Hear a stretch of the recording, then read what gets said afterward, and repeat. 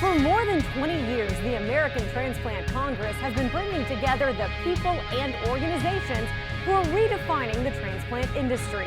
As the joint annual gathering of the American Society of Transplant Surgeons and the American Society of Transplantation, this is the premier forum for the exchange of new scientific and clinical information.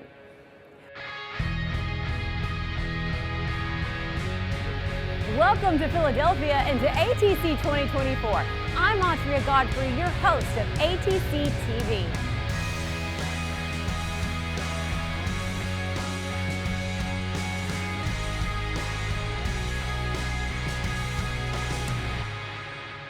As thousands convene for this year's Congress, ATC TV is covering every angle. This week, we're going beyond the sessions and speakers to bring you the very latest in transplant research and innovation. We start this week by highlighting all the ways that ATC is leading the way. We hear more from those at the helm of the AST and the ASTS. Find out what new initiatives are the focus of the future. We could potentially focus on a number of different challenges, but I think this year the community is unified in its concern about how the approach to this modernization initiative is going to be rolled out. All of our activities as a society all have to go aligned with our strategic aims, and there are 5 of them: continuous innovation, engaging members, serving our patients and the broader society, developing the workforce, and a future-enabled AST. Plus, we hit the exhibit hall to see what new technology and equipment is taking transplantation into the next generation. And we kick off our tour today of the institutions blazing new trails in the transplant arena. It's a busy first day here in Philly, and there are plenty of ways for you to watch. You can find the latest ATC TV episode on the TVs in the Convention Center, on the in-house channel at our partner hotel, the Marriott Downtown Philadelphia, on the homepage of the ATC website, and on our X and YouTube channels.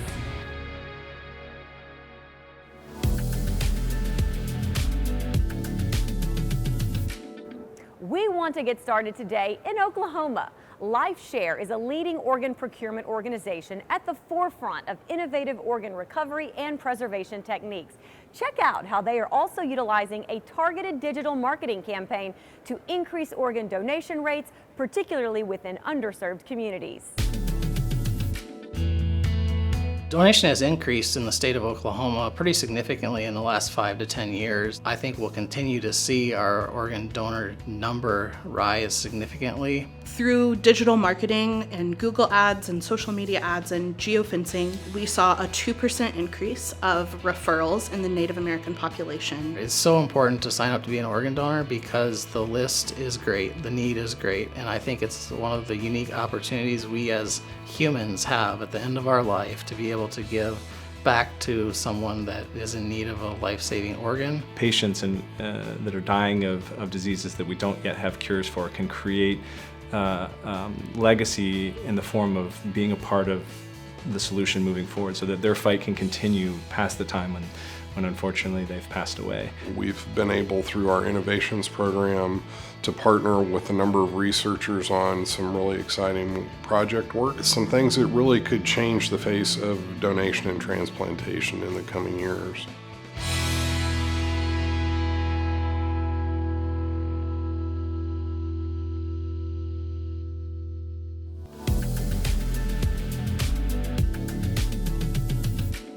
The American Society of Transplant Surgeons advances the art and science of transplant surgery through patient care, research, education, and advocacy. We kick things off today with how that mission will move into the future. And joining us now are ASTS President Dr. Elizabeth Pomfret and President-elect Dr. Jenny Baumgartner. Thanks to you both for your time today. Thank you. Dr. Pomfret, I want to get started with you. First off, congratulations to both of you on these roles. What have been some of your priorities over this past year? So over this past year, we knew that there was going to be the OPTN modernization, and we've been very excited about that. And so probably the first priority, knowing that was coming up, was that we formed a work group of past presidents of the ASTS and presidents of the UNOS to work on guiding principles and it was about 8 pages long. Really, that was very patient-focused, patient-centered to work on exactly what are the things that worked about the old system, what didn't work, and how do we improve it and improve the efficiency. And the other thing was really improving communication. One of the main things being that there are certain new techniques for being able to use organs that we typically weren't able to use. One of them being normothermic regional perfusion, and that had a lot of different ethical concerns. And last year at this time, the transplant community, which is probably the most important community involved in that, really wasn't part of the discussion. And we had a consensus conference last year at this meeting, and subsequently we've been able to develop standards, publish a paper on the consensus conference. So we have 4 different manuscripts that have come out and gone from not being part of the discussion to actually leading the discussion. Incredible. Dr. Bumgarner, what do you hear from some of your fellow transplant professionals about some of the challenges that they face? Yeah, I think in other years we could potentially focus on a number of different challenges, but I think this year the community is unified in its concern about how the approach to this modernization initiative is going to be rolled out. As Dr. Pomfret mentioned, we spent considerable amount of time looking at this at a very patient-centric, focused point of view, and with the idea of improving. I mean, the American Society of Transplant Surgery really has been involved with innovation from the very beginning in terms of even starting this field. And so we're very pro change and innovations to make things better for patients and make things more efficient, et cetera. And in fact, we're involved with the original legislation to create a network to support the transplant system. Since that time, our network is so much more complex. The patients that we take care of are very complex. The number of providers that are involved in what we do are just large now. And so all of that has to be taken into consideration when you're modernizing something. Right. And so as Dr. Pomfret said, we started out by saying, okay, here's some principles we think are important. We are the experts in terms of professionals. We're on the ground taking care of patients, taking care of organs, procuring the organs, transplanting the organs, talking to patients, listening to patients, et cetera. And we just found out really within the last a couple of weeks or so, that all of the recommendations that we've been making, advocating for patients, are not going to come to fruition because the changes that are being made are so drastic. It changes the whole public-private partnership, which has been at the basis for this whole transplant network. And what I'm hearing from our fellows is that the uncertainty in the system and the potential adverse effects on their patients are the things at the top of their mind about this. So it sounds like there's still room for progress on this topic. Not only room for progress, I think at this point there is a tremendous amount of concern and disappointment that so much time and effort has been brought forth by, as Ginny said, the people who are taking care of the patients, transplanting the patients, taking care of them on the ground day to day. And it really seems that all of those recommendations we've just been left behind, and this is becoming more of a government type of a process that we're seeing laid out that seems to eliminate to a large extent the clinical expertise and the voice of the patient, and that has our membership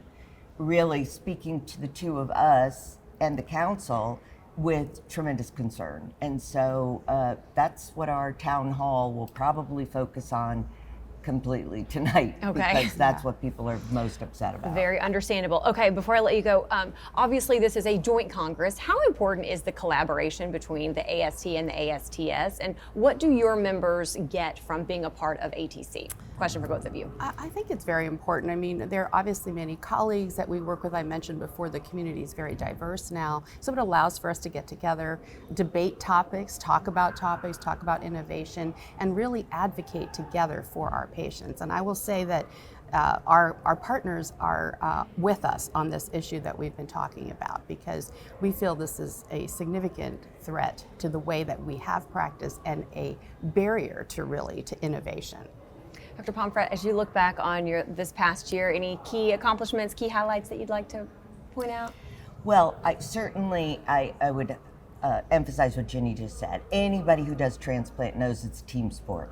Okay, so, we could not do what we do as surgeons without our medical colleagues and all of the other professionals that make it possible for us to do this. And so I would say the thing that I'm most proud of is the putting together finally a structured course to teach surgeons how to do adult-to-adult living donor liver transplantation. We've been talking about that for almost 20 years. Wow. And we finally put together a first in the US, first of its kind, quite frankly, course that just took place in April in Colorado, which was a 3.5-day course that was didactic and also hands-on course. And it was a tremendous success, and I'm very excited because it partnered both that course with a mentorship experience to be able to really grow the development of living donor liver transplantation in this country. Wonderful. Well, congratulations on a you. successful term, and best of luck to you in the upcoming year. Thank you both for your time today. Thank you. Thanks.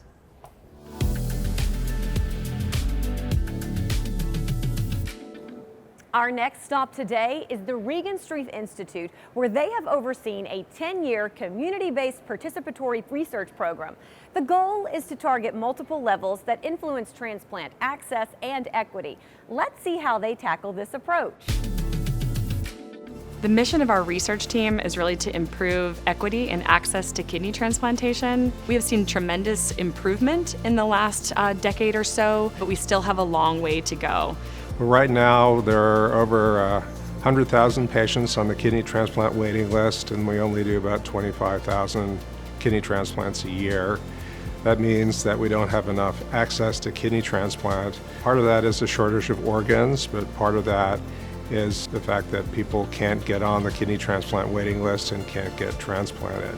Some of the adverse social determinants of health that we've really seen that have impacted access to transplant, first and foremost, is really structural racism and all of the downstream effects of that. Our first Radiant Community study found that we not only doubled referral for transplant, but we also substantially reduced the black-white racial disparity in access to referral.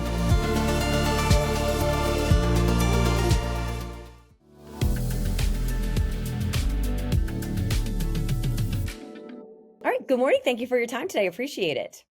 Thank you. All right, so you took the helm as we were coming out of the pandemic. What has that transition been like, and what has been your focus during that time?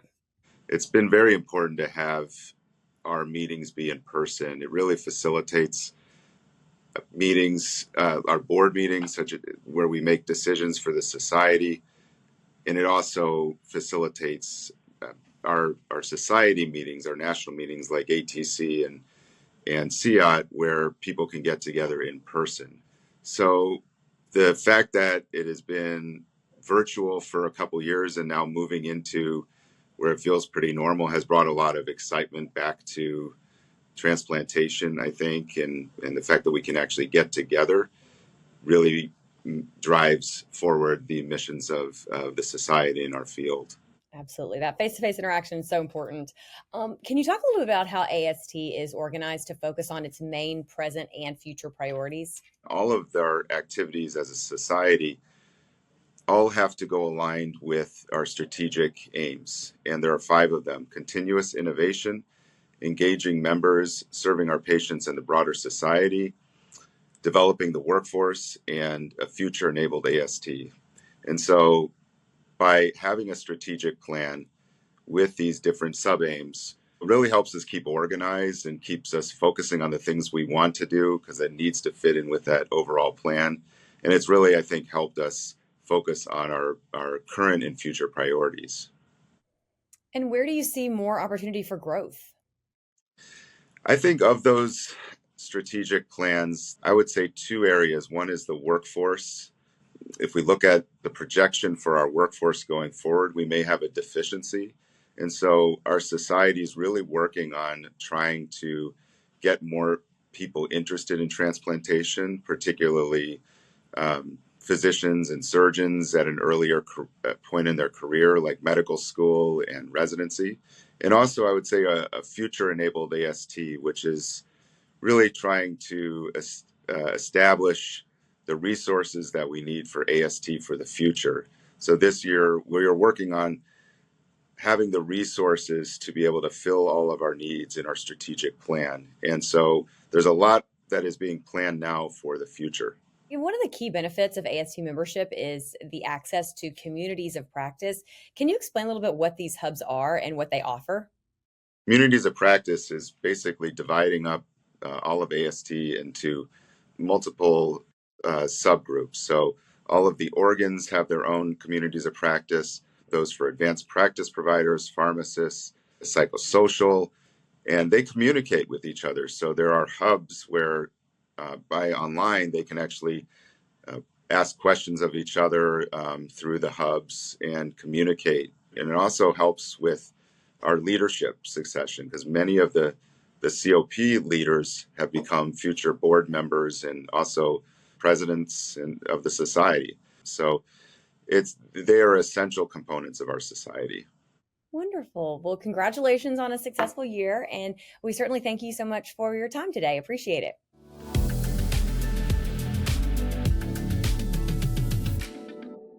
And now to continue our conversation on the future of the AST is President-elect Dr. John Kobashigawa, who joins us here in studio. Pleasure to have you with us today. Great. Glad to be here. Well, first, congratulations on this position. You start officially tomorrow at the helm. Can you kind of start with what exactly your role as President-elect entails? How do you serve the organization? Well, it's threefold, actually. It's to support the president in all of his or her activities, but also to head the board of directors when the president is not present, and to be aware of all the organizational issues that do occur, and finally to be on the executive committee that makes the bulk of the decisions for the society. As president-elect, what have been some of the key priorities for you during this past year? There's been decreased interest in transplant careers, and we're trying to increase that by forming a transplant workforce and task force, in other words. And we've actually had roundtable discussions, and we are coming to produce a toolkit as to how we might be able to increase interest in a career in transplantation. Any guesses on why there might be a diminished interest in a career? That's the million-dollar question. We've actually looked into that quite in depth.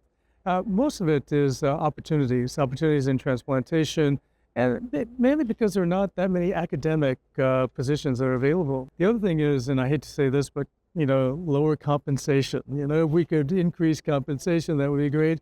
And finally, it's a generational thing, I believe, and that is the work-life balance. Absolutely. In transplantation is quite in depth and intense in terms of the acuity of our patient populations. And so that too is a disincentive actually to spend more than adequate time in the hospitals taking care of these patients. All factors that matter, for sure. As you start to take over as president of the AST, what are some key policies or priorities that you would like to implement during your term? One of the big things that we're looking at is taking care of end-stage organ disease. And this is something that is pertinent to all organs per se. We make decisions about when to go to transplantation, but there are alternatives too. We know xenotransplantation is coming down the pike right now, but also in terms of artificial organs, that's really coming to light too. Total artificial heart, for example. But also there's stem cell therapy, there's a whole organ engineering, and these are really exciting areas to pursue. Incredible. Great options there. How important is collaboration with the ASTS, and why do you feel that this joint Congress is beneficial to your members? We have the same focus, and that is really treating patients with end-stage organ disease and transplantation. I would like to see us even work more closely together, because we should have one unifying voice in the government in terms of legislative issues that are coming to light. For example, the Living Donor Protection Act is something that we'd really like to push through Congress so that we can protect donors so that they don't lose their health insurance, they don't lose time on the job, they have some time to recover, And there are many other, the immunobill to provide immunosuppressive agents for our patients. And finally, we work together, the ASTS for our combined journal, the American Journal of Transplantation. And that is truly our mission, and that is to expand knowledge in our field. And at the end of the day, that will help to improve outcome for our patients. Congratulations on your new role and best wishes for a successful term. Thank you so much.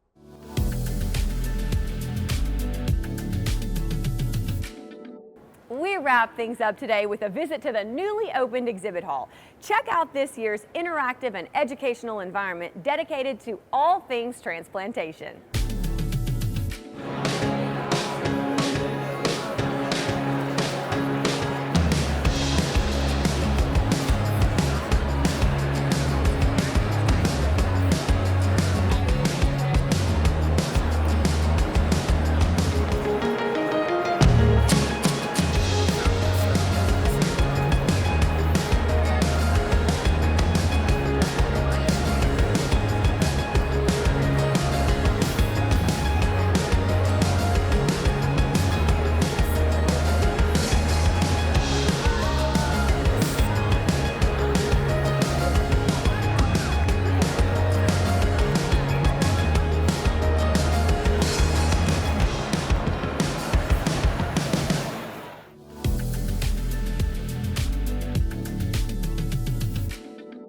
Make sure you check out the exhibit hall, now open daily from 9:15 until 3 in the afternoon.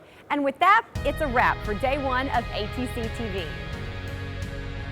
You can find the latest ATC TV episode on the TVs in the Convention Center, on the in-house channel at our partner hotel, the Marriott Downtown Philadelphia, on the homepage of the ATC website, and on our X and YouTube channels.